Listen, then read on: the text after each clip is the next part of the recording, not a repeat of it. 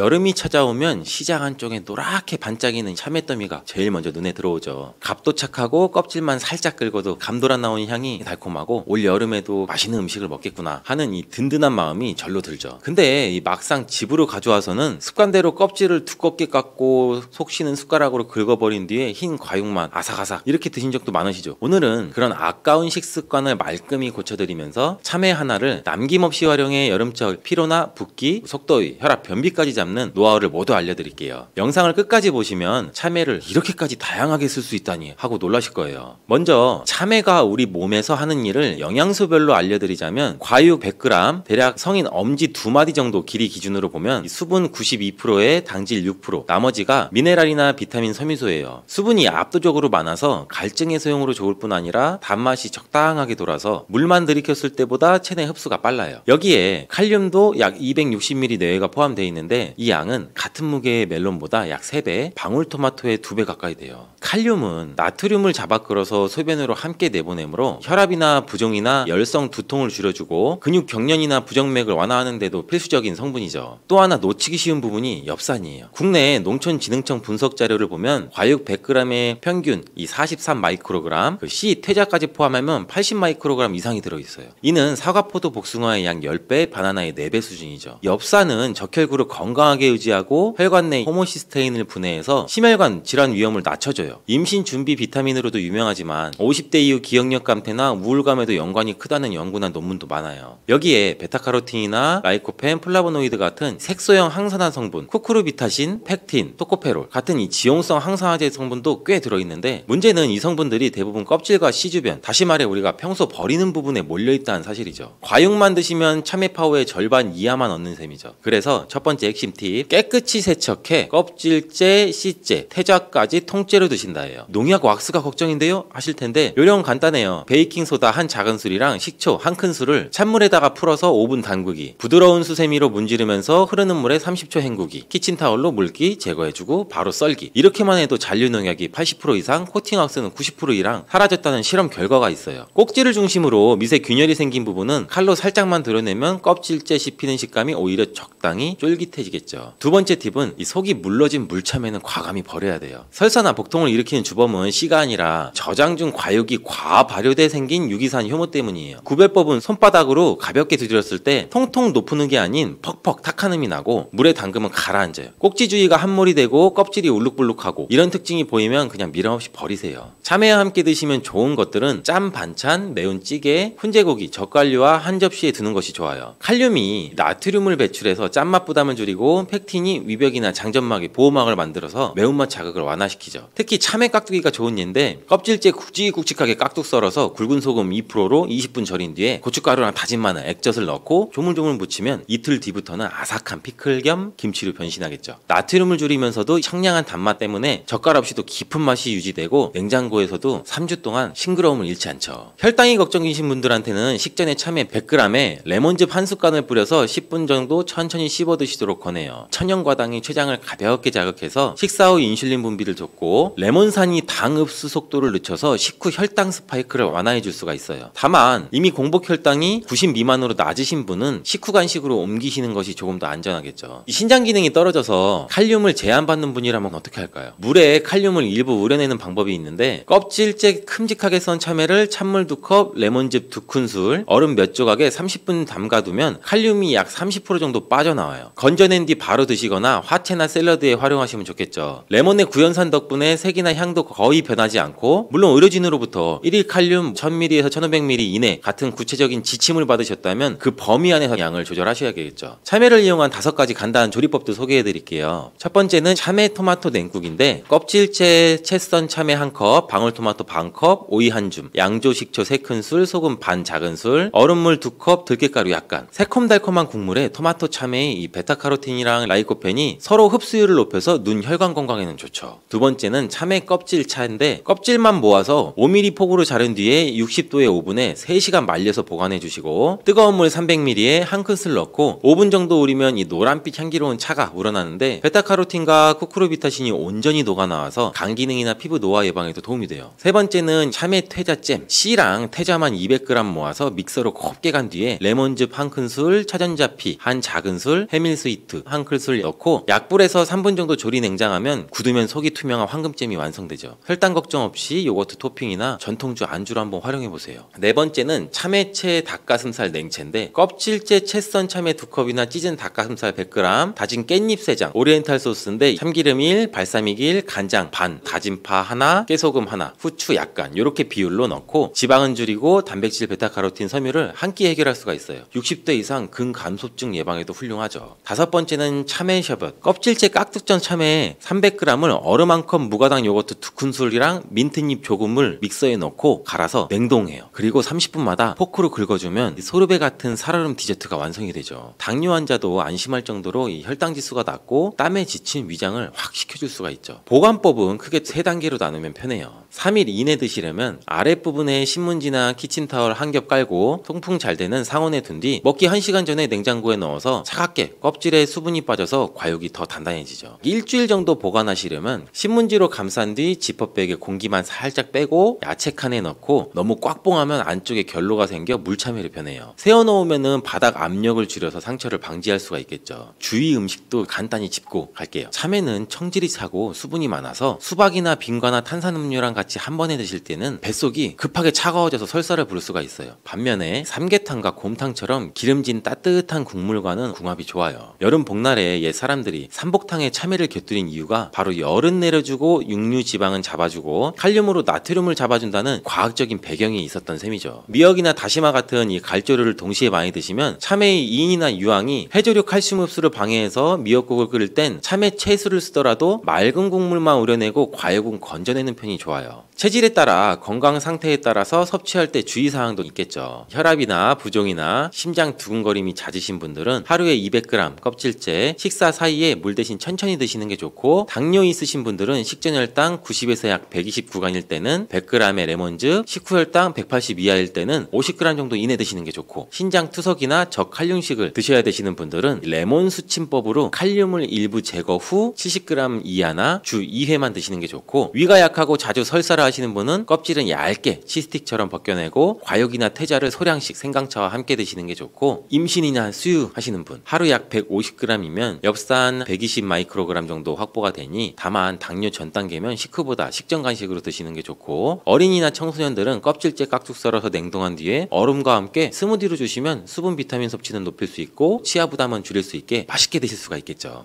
국제의학 바이오저널의 연구에 따르면 블루베리의 이 폴리페놀 성분과 우유의 단백질의 이 친화성 때문에 블루베리와 우유를 함께 먹게 되면 블루베리의 항산화 성분이 대부분 파괴된다고 발표했어요. 그리고 우유에 함유된 칼슘은 블루베리의 이 안토시아닌 성분과 만나면 킬레이터가 된다는데, 이것은 둘이 견합해서 덩어리를 만든다는 거예요. 그러면 당연히 불용성 물질이 되겠고 침전물이 생기고 우리 몸에서 녹거나 흡수가 되지 않겠죠. 그래서 몸 밖으로 배출이 된다는 소리예요. 이 과정에서 우리 몸에 머물면서 소화되지 않기 때문에 위와 장에 굉장히 큰 부담을 줄 수가 있고, 이 때문에 블루베리와 우유를 자주 섭취하거나 위와 장이 약하신 분들이 드실 경우에는 위장에 염증도 유발할 수 있고 위장관 질환이 생길 수가 있겠죠. 특히 신체 기능이 많이 떨어져 있고 나이가 많이 드신 분들이 이렇게 지속적으로 계속 드시면 위장에 안 좋을 수 있으니 주의해서 드시길 바래요. 블루베리 주스를 만들어 드실 때는 우유 대신 오트밀이나 물을 첨가해서 드시는 게 좋겠죠. 우유가 블루베리와 맞지 않는다고 해서 요거트도 맞지 않는다는 것은 아니에요. 요거트는 발효 과정을 거쳐 단백질이 쉽게 분해되기 때문에 항산화 성분의 흡수율을 오히려 높여줘요. 요거트에 냉동 블루베리를 얹어서 먹는 것은 좋은 블루베리를 먹는 방법이 되겠습니다. 블루베리를 드실 때 주의하셔야 할 분들도 있어요. 블루베리에는 살리실산이라는 성분이 있는데 이것 때문에 알레르기 반응을 일으키는 분들이 간혹 있거든요. 블루베리는 세계 10대 건강식품에 들어갈 만큼 우리 몸을 건강하게 하는데 굉장히 큰 도움이 되는 과일이에요. 최근 10년간 소비량이 가장 많이 늘어난 과일이기도 한데 특히 50대 이상에서 굉장히 급속도로 섭취량이 늘어나고 있대요. 이렇게 섭취량이 급속도로 올라가고 있는 이유는 블루베리가 먹기에도 편하고 건강에도 좋다고 알려지고 있기 때문인데 냉동 블루베리의 판매량도 요새 굉장히 많이 증가되고 있다고 해요. 냉동 블루베리를 씻지 않고 그냥 드시는 분들이 또 굉장히 많아지고 있어요. 누구는 그냥 먹어도 돼, 어떤 사람은 반드시 씻어 먹어야 돼, 의견이 굉장히 분분해요. 영상을 통해서 제가 블루베리 먹는 방법과 블루베리 효능, 함께 먹으면 안 되는 음식과 함께 먹으면 좋은 음식까지 블루베리에 대한 모든 것 제가 지금 알려드릴게요.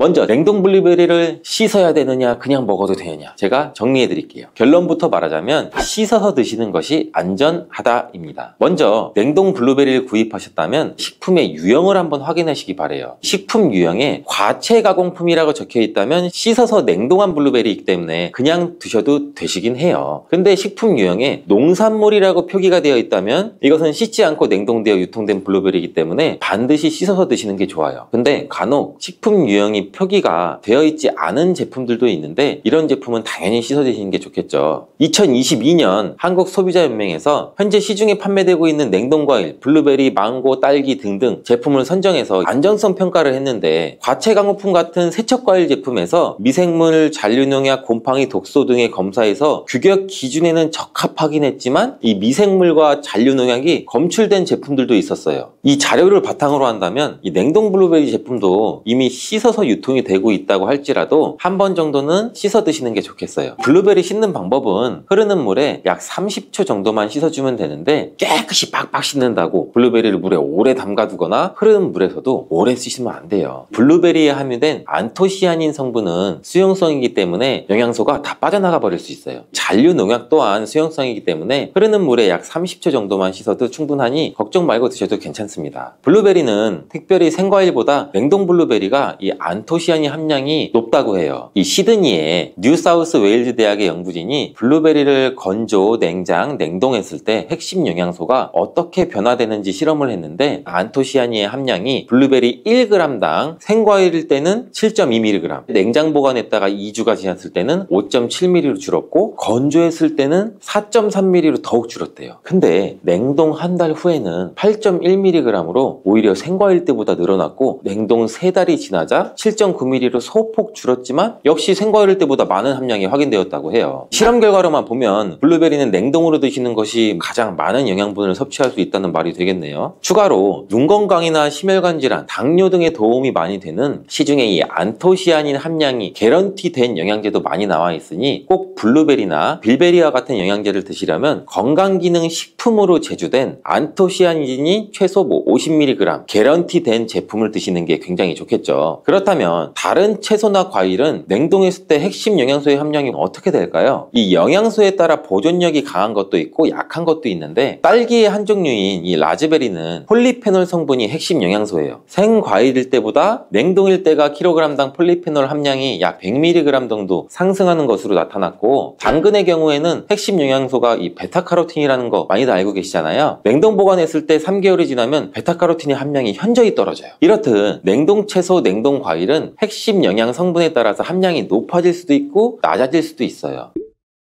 냉동 블루베리를 구입하셔서 보관할 때는 주의사항이 있어요. 판매되는 냉동 블루베리는 대량으로 포장되어 있는데 한 번에 드실 수가 없는 양으로 포장이 되어 있어요. 냉동 블루베리는 해동해서 드시게 되면 녹으면서 안토시아닌까지 함께 녹아 나오기 때문에 냉동실에서 꺼내 바로 드시는 게 가장 좋아요. 혹시나 해동이 되었다면 다시 냉동하시면 안 돼요. 해동이 되면서 미생물이 증식을 하게 되고 그 상태로 냉동을 하면 미생물까지 함께 냉동이 돼요. 그것을 드시면 당연히 복통이나 설사나 이런 걸 유발할 수가 있겠죠.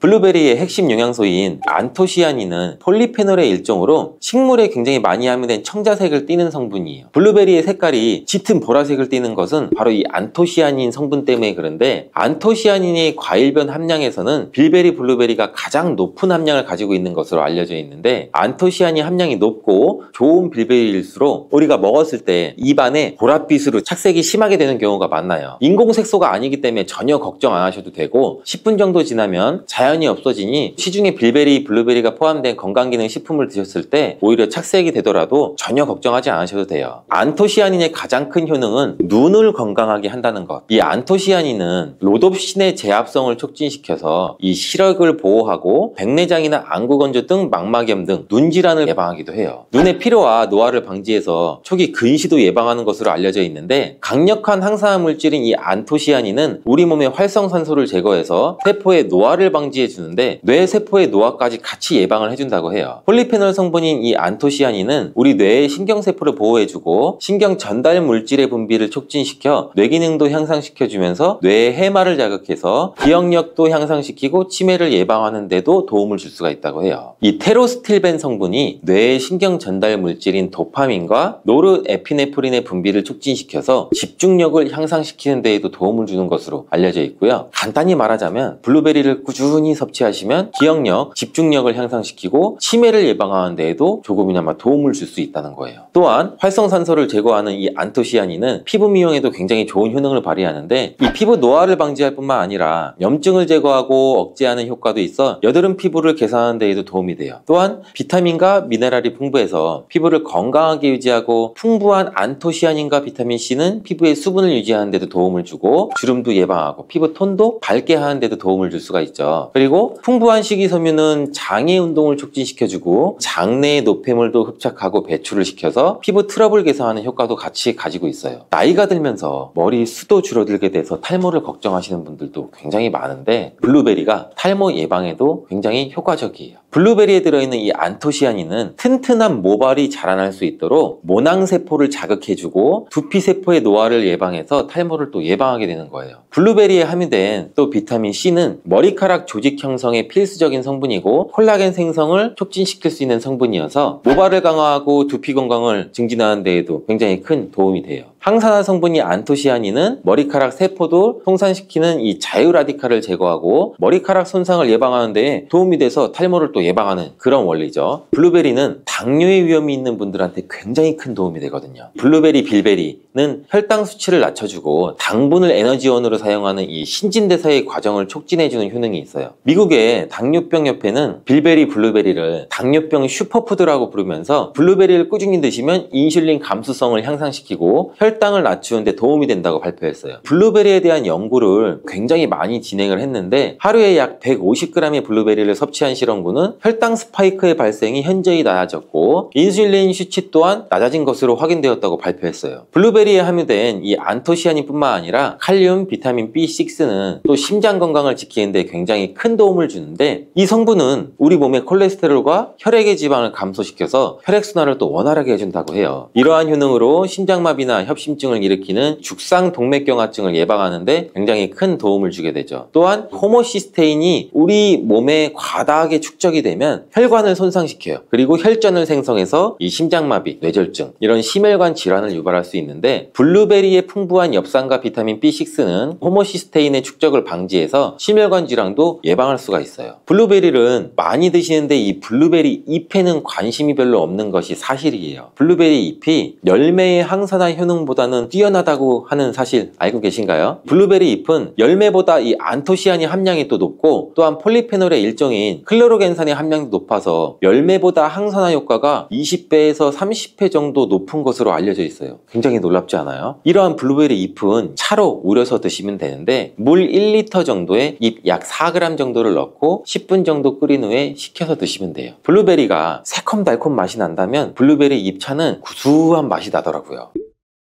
이렇게 좋은 블루베리도 함께 먹으면 안 되는 음식이 있는데 바로 우유예요. 깜짝 놀라지 않으셨나요? 보통 냉동 블루베리를 우유와 함께 믹서기에 갈아서 주스로도 쉐이크로도 많이 드시는데, 이렇게 되면 블루베리의 영양소가 파괴가 돼요. 국제의학 바이오저널의 연구에 따르면 블루베리의 이 폴리페놀 성분과 우유의 단백질의 이 친화성 때문에 블루베리와 우유를 함께 먹게 되면 블루베리의 항산화 성분이 대부분 파괴된다고 발표했어요. 그리고 우유에 함유된 칼슘은 블루베리의 이 안토시아닌 성분과 만나면 킬레이터화가 된다는데, 이것은 둘이 결합해서 덩어리를 만든다는 거예요. 거예요. 그러면 당연히 불용성 물질이 되겠고 침전물이 생기고 우리 몸에서 녹거나 흡수가 되지 않겠죠. 그래서 몸 밖으로 배출이 된다는 소리예요. 이 과정에서 우리 몸에 머물면서 소화되지 않기 때문에 위와 장에 굉장히 큰 부담을 줄 수가 있고, 이 때문에 블루베리아 우유를 자주 섭취하거나 위와 장이 약하신 분들이 드실 경우에는 위장에 염증도 유발할 수 있고 위장관 질환이 생길 수가 있겠죠. 특히 신체 기능이 많이 떨어져 있고 나이가 많이 드신 분들이 이렇게 지속적으로 계속 드시면 위장에 안 좋을 수 있으니 주의해서 드시길 바래요. 블루베리 주스를 만들어 드실 때는 우유 대신 오트밀이나 물을 첨가해서 드시는 게 좋겠죠. 우유가 블루베리와 맞지 않는다고 해서 요거트도 맞지 않는다는 것은 아니에요. 요거트는 발효 과정을 거쳐 단백질이 쉽게 분해되기 때문에 항산화 성분의 흡수율을 오히려 높여줘요. 요거트에 냉동 블루베리를 얹어서 먹는 것은 좋은 블루베리를 먹는 방법이 되겠습니다. 블루베리를 드실 때 주의하셔야 할 분들도 있어요. 블루베리에는 살리실산이라는 성분이 있는데 이것 때문에 알레르기 반응을 일으키는 분들이 간혹 있거든요. 블루베리를 드시면 입술이 붓거나 간지럽거나 복통과 설사의 증상이 나타난다면 즉시 블루베리 섭취를 중단하셔야 돼요. 그리고 블루베리에는 혈액을 묽게 만드는 비타민 K가 풍부하게 함유되어 있는데 심장질환이나 뇌혈관 질환으로 이미 아스피린과 같은 혈전 용해제를 복용하시고 계신 분들이 블루베리를 과다하게 섭취하게 되면 문제가 발생할 수 있으니 적당히 드시길 바래요. 또한 사람에 따라서 블루베리가 일시적으로 혈당을 낮추는 효과도 가지고 있기 때문에 당뇨가 있는 분들이 블루베리를 과하게 섭취할 경우에는 저혈당 증세도 나타날 수 있어요. 어떤 음식이든 각자 우리 몸의 체질에 맞게 드시는 게 가장 좋겠죠.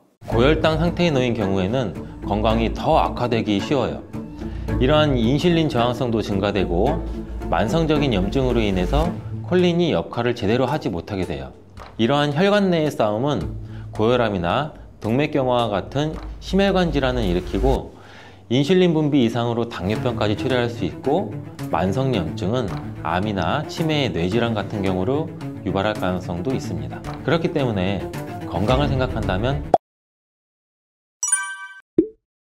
계란과 절대 같이 먹어서는 안 되는 첫 번째 음식은 정제된 탄수화물 덩어리인 빵입니다. 많은 분들이 아침으로 즐기는 계란과 빵은 암과 치매 예방에 가장 나쁜 조합이라고 할 수 있는데, 이는 브레인푸드라는 별명까지 있는 계란에는 콜린이라는 성분이 굉장히 풍부한데, 이 콜린은 뇌 기능을 강화해주고 뇌세포의 중요한 부분을 이루는 비타민 B 복합체예요. 이는 기억력과 집중력 증진에 굉장히 많은 효과를 보여서 기억력 저하, 치매, 알츠하이머 예방 및 치료에 많은 도움을 주는 성분이에요. 이 콜린 성분을 함유시킨 의약 처방전이 있어서 구매를 할 수 있는 전문 의약품으로도 나와 있고 또 건강기능식품으로도 많이 나와 있는데, 이는 혈관 내의 염증을 줄여줘서 암 예방에도 굉장히 많은 도움을 준다고 해요. 그런데 놀랍게도 이 콜린과 반대로 작용하는 것이 바로 밀가루예요. 이 밀가루는 75% 이상이 탄수화물로 구성되어 있고, 이런 저품질의 탄수화물이 많은 빵을 먹게 되면 혈당 수치가 올라가는 혈당 스파이크, 이 혈당 스파이크는 갑자기 혈당이 치솟는 경우거든요. 이게 발생하고 이로 인해서 혈관이랑 뇌세포에도 손상을 줘요. 계란과 빵을 같이 먹게 되면 우리 몸에서는 마치 전쟁이 일어나는 것처럼 그런 현상이 일어나게 되는데, 어떤 현상이냐면 계란 속에 들어있는 콜린은 뇌세포를 보호하기 위해서 방어막을 형성하려 하는데, 이때 빵에서 나온 탄수화물에 의해 생성된 독소가 이 방어막을 파괴하게 돼요. 계속 싸우고 전쟁을 일으키는 거죠. 특히 백미로 이루어진 쌀밥, 빵 같은 정제된 탄수화물로 된 음식을 자주 섭취해서 고혈당 상태에 놓인 경우에는 건강이 더 악화되기 쉬워요. 이러한 인슐린 저항성도 증가되고 만성적인 염증으로 인해서 콜린이 역할을 제대로 하지 못하게 돼요. 이러한 혈관 내의 싸움은 고혈압이나 동맥경화와 같은 심혈관 질환을 일으키고 인슐린 분비 이상으로 당뇨병까지 초래할 수 있고 만성염증은 암이나 치매의 뇌질환 같은 경우로 유발할 가능성도 있습니다. 그렇기 때문에 건강을 생각한다면 계란과 함께 정제된 밀가루를 사용하지 않은 통밀빵, 곡물빵, 이런 다른 음식들을 선택하는 것이 좋은 선택이 될 수가 있습니다. 또한 레몬과 같은 강산성 과일도 계란과 함께 먹으면 안 됩니다. 왜냐하면 이 강산성 과일은 높은 산도가 있어서 계란의 단백질 구조에 영향을 미치는데, 레몬이나 다른 강산성 과일에 포함된 산이 계란 속의 단백질과 반응하면 단백질이 응고가 돼요. 굳어요.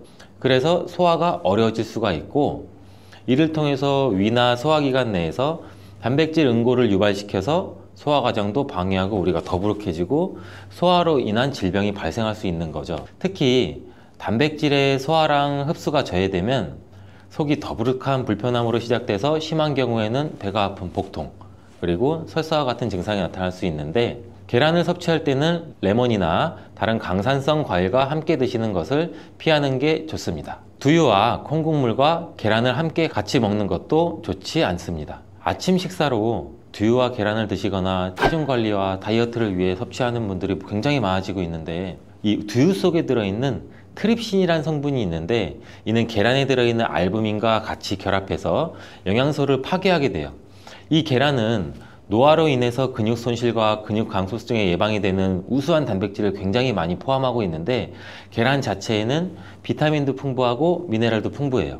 근데 이 두유랑 함께 섭취할 경우는 이 영양 성분들의 이점을 충분히 얻지 못하게 되는 결과를 초래하는데, 혹시 계란과 녹차나 홍차 같은 경우도 함께 드신 적이 있어요? 이러한 차들도 피해야 돼요. 그 이유는 찻잎 속에 있는 탄닌이라는 성분이 계란의 단백질과 결합을 해서 탄닌 단백질을 형성하게 돼요.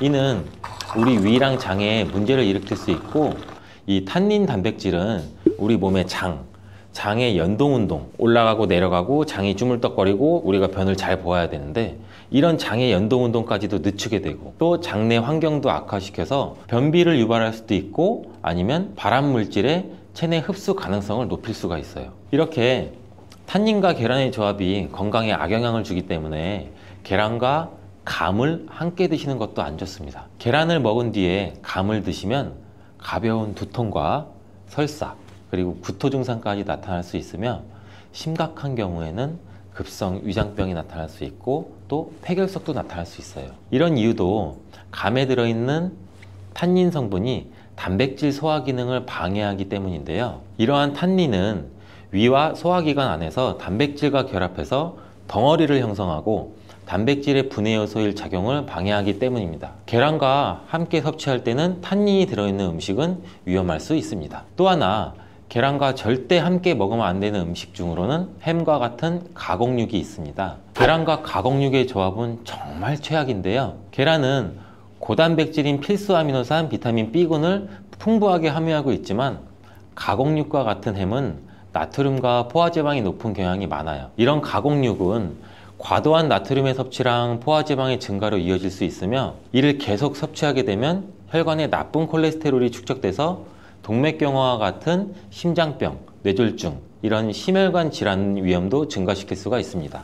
또한 가공육에 포함된 첨가물과 방부제는 소화를 방해하고 장내 환경에 안 좋은 영향도 미칠 수가 있고, 계란을 드시는 것을 꺼려 하시는 분들은 계란이 콜레스테롤 수치를 올려서 우리 몸의 건강에 해롭다고 생각하시는 분들도 굉장히 많은데, 이 생각이 틀렸다는 것을 제가 알려드릴게요. 유독 계란이 콜레스테롤을 높여서 성인병을 유발하는 주범인 듯한 이야기는 왜 생길 걸까요, 도대체? 콜레스테롤이 함유된 식품은 계란 말고도 정말 많은데, 그 이유는 계란 한 알에 들어있는 콜레스테롤 양이 사람이 하루 섭취해야 할 콜레스테롤 양의 65%나 되기 때문입니다. 콜레스테롤 양만 따지면 계란 하나를 먹었다면 콜레스테롤이 든 다른 음식은 무조건 피하셔야 돼요.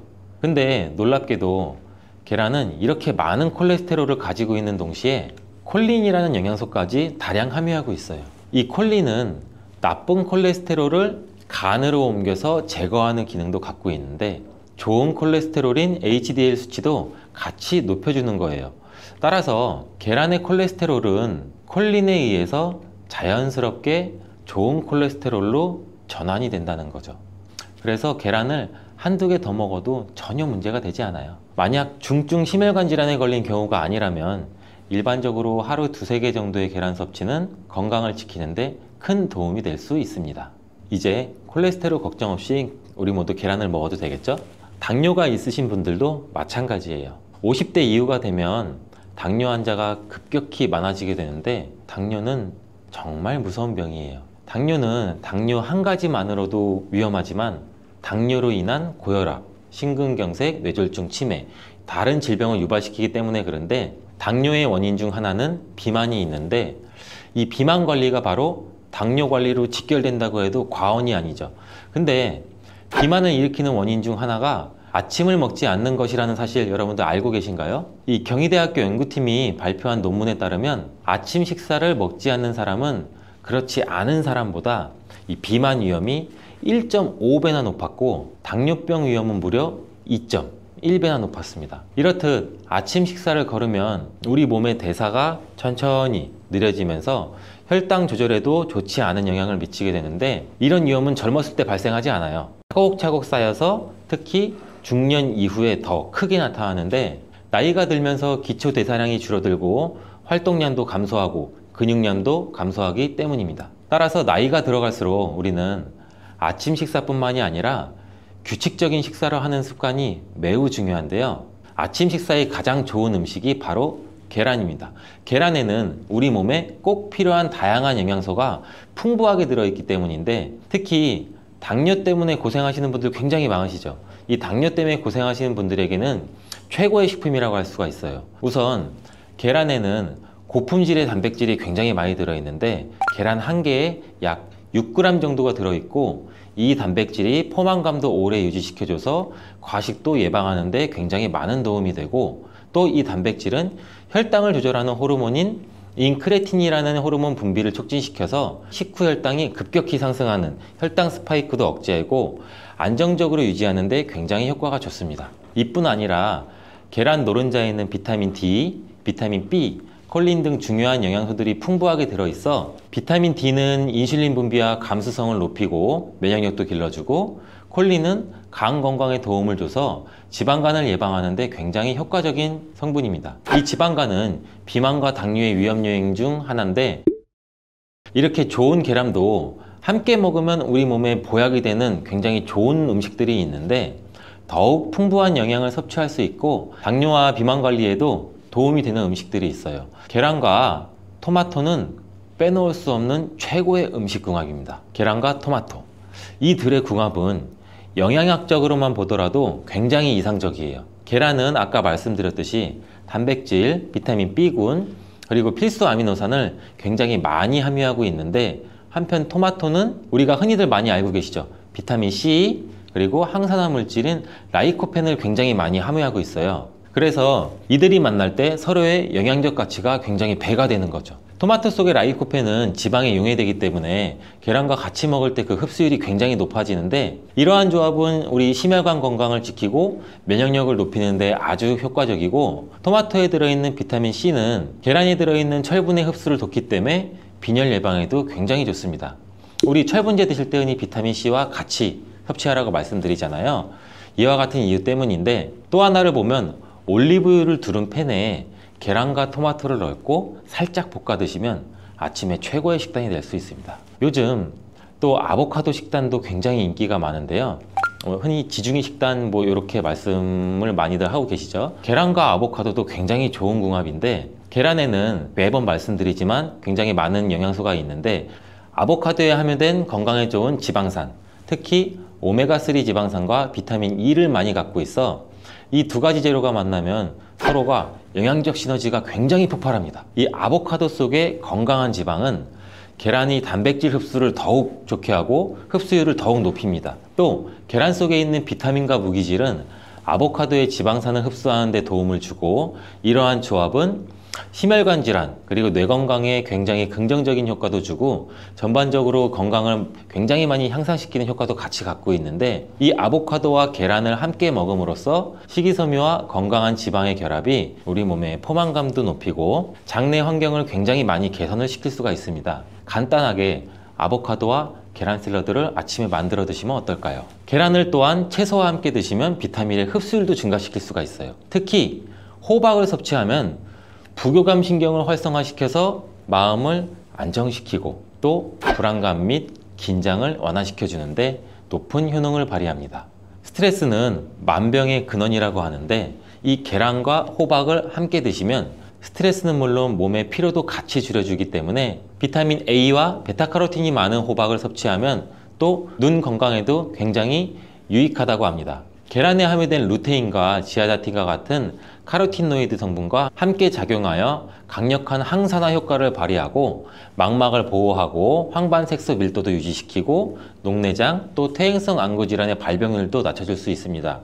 우리 흔히 많이 드시는 눈 영양제 조합을 보면은 루테인, 지아잔틴, 항산화 물질인 아스타잔틴, 또 베타카로틴과 이렇게 다 같이 구성이 되어 있는 걸 보셨을 거예요. 그 이유가 바로 여기에 있습니다. 최근에 시야가 뿌옇게 느껴지는 분들이 계란과 호박을 곁들인 식사를 하시면 더욱 좋답니다. 계란과 완벽하게 어울리는 다른 식재료 중 하나는 치즈가 있습니다. 치즈는 그 맛이 좋을 뿐만 아니라 영양학적으로도 계란과 아주 좋은데, 계란이 완전 식품으로 여겨질 정도로 여러 영양소를 가지고 있음에도 불구하고 상대적으로 칼슘 함량은 굉장히 낮아요. 근데 유제품인 치즈는 칼슘을 풍부하게 함유하고 있어서 이를 보완해 줄 수가 있죠.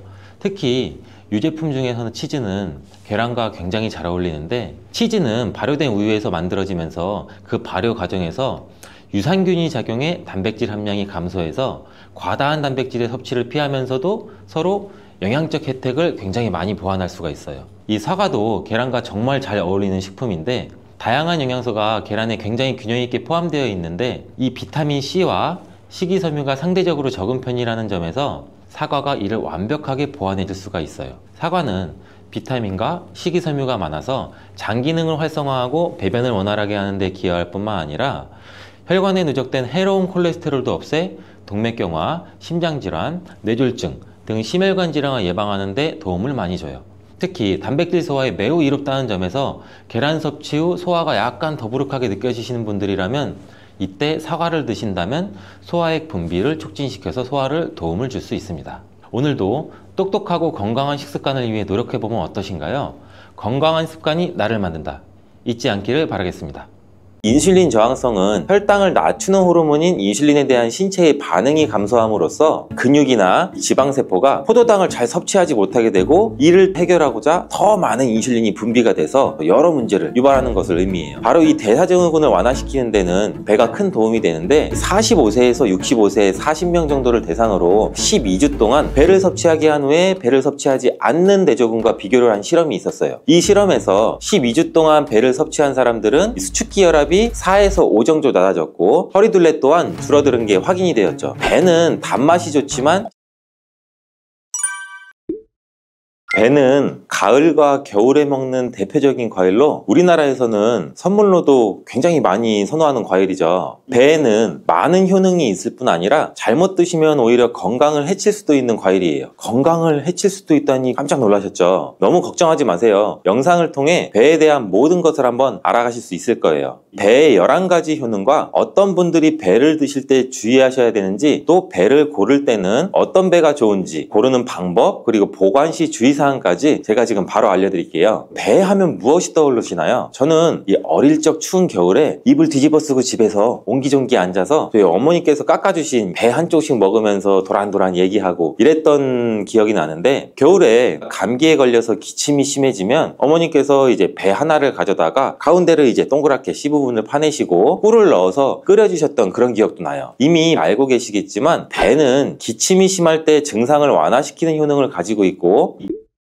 배의 첫 번째 효능은 기관지에 좋다는 거예요. 기관지에 염증이 생기면 기관지 점막에 분비물이 증가하는데, 이렇게 되면 가래가 생기죠. 배에 풍부하게 들어있는 이 루테올린과 안토크라신 성분은 항염증 효과를 가지고 있어서 가래를 완화시키는 데 굉장히 큰 도움을 줄 수가 있어요. 배가 폐에 열을 내리고 기관지를 부드럽게 하는 진액 생성을 돕는 역할도 한다고 해요. 배의 과육에는 피로회복을 돕는 유기산과 비타민, 아미노산이 풍부하고, 껍질에는 이 플라보노이드와 폴리페놀 등의 항산화 성분이 많이 들어있어서 면역력을 높이는 효과도 같이 갖고 있죠. 배가 몸에 좋다는 것을 알고 간혹 배를 이용한 가공식품, 배 음료를 드시는 분들이 많은데, 100% 배로 만든 음료가 아닌 과당이나 설탕 등이 많이 들어간 배 첨가물의 가공식품은 주의하셔야 돼요. 이런 가공식품에는 단맛을 높이기 위해서 많은 양의 당 성분이나 설탕이 들어가게 되거든요. 바로 이 설탕이 문제죠. 아시겠지만 이런 가공식품 음료를 굉장히 많이 드시게 되면 설탕을 과다하게 흡수되는데, 그렇게 되면 혈당이 혈당이 급격하게 오르게 되고 높아진 혈당을 조절하기 위해서 인슐린도 과다하게 분비가 될 수가 있겠죠. 이렇게 되면 또 갑자기 혈당이 또 떨어지게 되고 저혈당 증상도 나타날 수가 있고, 이런 증상이 계속 반복되다 보면은 췌장에 문제가 생길 수가 있죠. 더 나아가서 다양한 혈관 질환도 생길 수가 있겠죠. 정말 사소한 식습관으로 무서운 결과까지 초래할 수가 있는 거예요. 또한 신장뿐 아니라 눈 건강과 심장에도 무리를 주게 되고, 나이가 들면서 얼굴에 주름이 늘어 거울 보기 싫으신 분들도 계시죠. 설탕을 많이 섭취하게 되면 바로 이 주름도 많이 생겨요. 이 설탕을 소화하면서 단백질과 지방이 뭉치는 현상이 나타나는데, 이때 노화를 촉진시키는 활성산소라는 게 증가하게 돼요. 그렇게 되면 피부의 탄력을 유지시켜주는 콜라겐과 엘라스틴이 감소하게 돼서 피부에 주름이 늘어나고 탄력성도 떨어지게 되는 거죠. 두 번째 배의 효능은 미각을 살리는데 좋다는 거예요. 나이가 들면 들수록 음식을 먹어도 맛도 잘 모르겠고 침도 잘 안 생겨서 입안이 건조해지는 느낌이 있는 분들 많으실 거예요. 그 이유는 노화가 되면서 이각세포 기능이 떨어지기 때문인데, 당뇨병이나 갑상선저하증 같은 질환이 있으신 분들이라면 이런 증상이 더욱 심하게 나타나기도 해요. 또 나이 들면서 혈압약도 우리 많이 드시잖아요. 고혈압약 안에 들어있는 캡토프릴이라는 성분의 부작용 중에 하나로 미각장애도 일으키기도 하거든요. 미각세포를 건강하게 유지하는데 가장 중요하면서도 기본이 되는 것은 침이 부족하지 않게 하고 항상 입안에 맑은 침이 충분히 나오게 하는 거예요. 매일 배를 한쪽씩 드시게 되면 입안에 침의 분비를 촉진시키고 침이 부족하지 않게 되고 미각을 살리는 데도 도움을 줄 수 있어요. 침이 부족하면 입안이 마르는 느낌이 있는 분들이라면 바로 이 배가 도움이 될 수 있는 거죠. 세 번째 배의 효능은 대사증후군으로 고통받는 분들에게 도움을 줄 수가 있죠. 대사증후군이란 복부비만이나 고혈압, 당뇨병, 중성지방혈증 등 이런 질환이 한 개인에게서 한꺼번에 나타나는 것을 말하는데, 원인은 아직 명확하진 않지만 대사증후군은 인슐린 저항성이 근본적인 문제라고 추정하고 있는 연구들도 많아요. 인슐린 저항성은 혈당을 낮추는 호르몬인 인슐린에 대한 신체의 반응이 감소함으로써 근육이나 지방세포가 포도당을 잘 섭취하지 못하게 되고, 이를 해결하고자 더 많은 인슐린이 분비가 돼서 여러 문제를 유발하는 것을 의미해요. 바로 이 대사증후군을 완화시키는 데는 배가 큰 도움이 되는데, 45세에서 65세 40명 정도를 대상으로 12주 동안 배를 섭취하게 한 후에 배를 섭취하지 않는 대조군과 비교를 한 실험이 있었어요. 이 실험에서 12주 동안 배를 섭취한 사람들은 수축기 혈압이 4에서 5 정도 낮아졌고 허리둘레 또한 줄어드는 게 확인이 되었죠. 배는 단맛이 좋지만 식이섬유가 풍부하기 때문에 허리둘레를 줄이는 데 도움이 되었던 거예요. 그렇지만 과유불급, 너무 많이 드시는 것은 오히려 건강을 해칠 수가 있는데요. 당뇨가 있는 분들이라면 하루에 배 4분의 1이나 반쪽 정도씩 드시고, 당뇨가 없는 분들이라면 하루 1개 정도 드시는 거를 권장해 드려요. 네 번째 배의 효능은 체질적으로 건조한 분들에게 도움을 줄 수가 있어요. 배를 드시게 되면 몸속에서 세포의 점액질 분비를 활성화하게 돼서 건조한 세포막을 촉촉하게 해줘요. 한의학 쪽에서는 이를 윤조라고 불리기도 하는데, 음을 보하고 진액을 생겨나게 하는 방법이란 의미를 가지고 있어요. 세포막이 건조하게 되면 몸 안의 독소가 세포에 달라붙게 되고 배출이 쉽지 않게 되죠. 건강에 악영향을 주게 되는 건데, 이때 배를 많이 섭취하게 되면 이런 증상을 어느 정도 완화시켜서 몸을 건강하게 하는 거예요.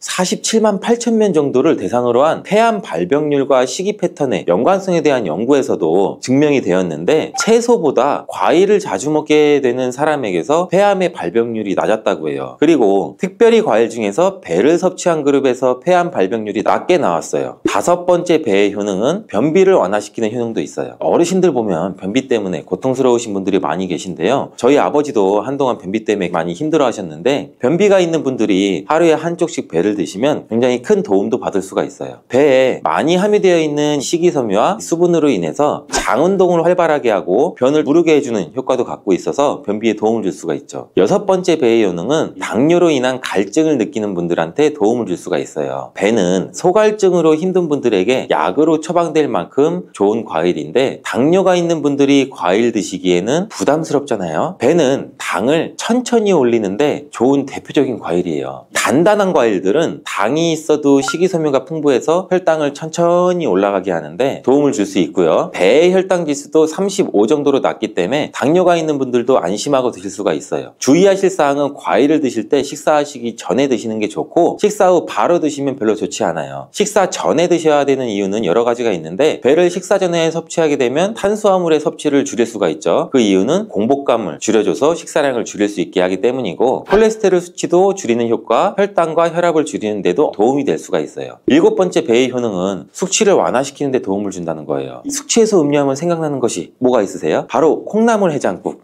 부끄러우실 거예요. 실제로 콩나물이 숙취 해소에 도움이 되는데, 왜냐하면 콩나물 안에는 아스파라긴산이라고 하는 성분이 풍부하게 함유가 되어 있어요. 아스파라긴산이 우리 간에서 알코올 분해를 촉진을 해줘 숙취 해소에 도움을 주는 것인데, 배에도 이 아스파라긴산이 굉장히 많이 함유가 되어 있어 숙취 해소에 도움을 받을 수 있는 것이에요. 그래서 배로 만든 주스도 술 먹은 다음날 드시는 분들도 많고, 해외에서도 우리 한국의 배 주스가 숙취 쪽으로 인기를 많이 끌고 있죠. 여덟 번째 배의 효능은 감기나 인후염과 같은 염증성 질환을 완화시키는 데 도움을 줄 수 있다는 거예요. 배는 성질이 차갑고 열을 식히는 기능, 즉 청열작용을 한다고 하는데, 배에 많이 함유되어 있는 항염증 성분인 카테킨과 알부틴이라는 성분으로 인해서 염증을 완화시키고 우리 몸에 열이 오르는 것을 막아줘서 해열작용을 하게 되는 거예요. 겨울철에 감기에 꼭 걸리거나 인후염으로 힘드신 분들이 매일매일 배를 조금씩 드시면 이런 염증성 질환을 미리 예방할 수도 있고 증상 등 완화시키는데 도움을 받을 수가 있어요. 아홉 번째 배의 효능은 체중 감량에 도움을 준다는 거예요. 배가 단맛이 좋아서 살이 찌기 쉬운 과일로 오해하실 수는 있는데, 배는 이미 말씀드렸듯이 혈당 지수가 35로 낮은 편에 속하고 수분 함량이 좋고 포만감을 높여줘서 배를 드시게 되면 과식을 오히려 막아줘 살이 찌는 게 아니라 오히려 체중 감량에도 도움을 줄 수가 있어요. 열 번째 배의 효능은 피부가 거칠고 칙칙하신 분들한테 좋습니다. 배는 활성산소를 제거해주는 역할도 하고 신진대사를 도와서 피부 보습에도 도움을 줘요. 그리고 배에 함유되어 있는 이 알부틴이라는 성분은 피부 미백에도 도움을 줘서 칙칙한 피부색을 맑게 해주는 데도 효과가 있어요. 11번째 배의 효능은 정말 중요한데, 죽어가는 간을 살리는 데에도 많은 도움을 준다는 거예요. 전남대학교의 연구 결과를 보면 배에는 펙틴, 알부틴, 아스파라긴산과 같은 성분이 많이 들어있는데, 이 성분들이 간세포의 성장에 도움을 준다고 했어요. 그리고 간 기능을 활성화시키고 간 내부에 유해한 지방을 배출하는 데에도 도움을 준다고 발표했어요. 지방간이 있는 분들이 배를 드시면 좋다는 이야기죠. 간 기능을 회복하기 위해서는 배를 드실 때 껍질째 드시는 게 아주 중요한데, 배는 또 그냥 생으로 드시는 것도 좋긴 하지만 가열해서 드시면 더욱 좋은 효과를 볼 수 있는데, 바로 해독작용이 더 커지기 때문이에요. 배를 익힐 때 배를 껍질째 사용하시고 씨와 꼭지는 빼고 깍둑 썰기를 하셔서 냄비에 넣고 끓이시면 되는데, 배가 말랑말랑해질 때까지 끓인 다음에 식혀서 드시면 돼요. 이렇게 드시게 되면 우리 백혈구에도 정말 좋은 효과를 볼 수 있는데, 이뿐 아니라 노화 방지에도 좋아요. 한국 식품과학지의 자료를 살펴보면 배를 가열하게 되면 플라보노이드, 폴리페놀과 같은 항산화 성분들이 3,700배나 상승, 이런 효능 때문에 간 기능이 좋아지고 해독작용이 좋아져서 건강에 큰 도움이 된다는 거예요. 배가 이렇게 많은 효과들이 있지만 드실 때 주의하셔야 될 분들이 있어요.